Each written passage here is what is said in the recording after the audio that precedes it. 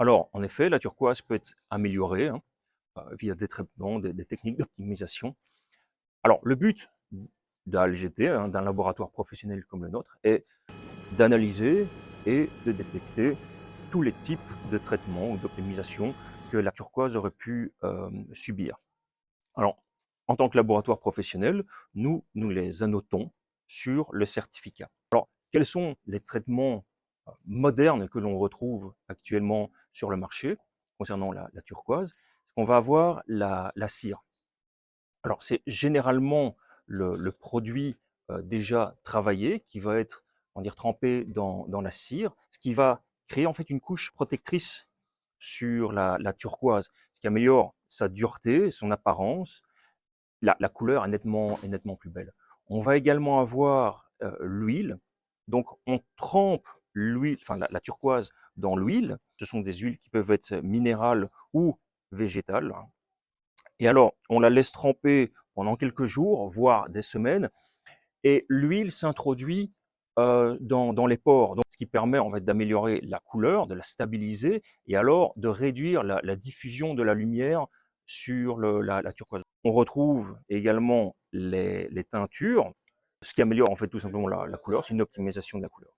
Alors, on a le remplissage résine. Alors, à température ambiante, on va, avec de la résine et un durcisseur, combler en fait les pores. On a l'imprégnation par résine. Donc là, on utilise une machine de pression et sous vide. Et on va imprégner, toujours avec une résine et un durcisseur, les pores de la turquoise.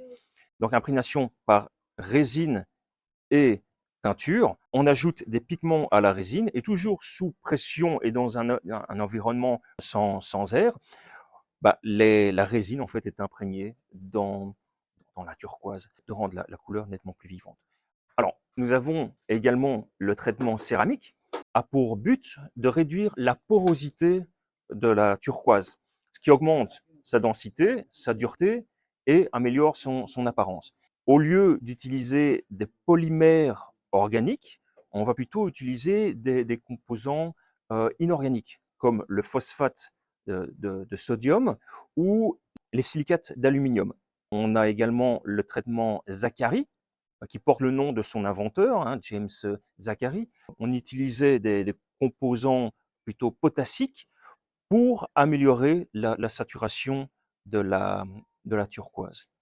Alors, il y a le traitement électrochimique, c'est qu'on va tout simplement tremper la pierre dans une substance avec une électrolyte composée de potassium, ce qui va en fait augmenter la saturation de la couleur. Le dernier traitement est la décoloration jaune-noir. Alors, par des produits chimiques, on va juste décolorer toutes les parties jaunes et noires de la turquoise.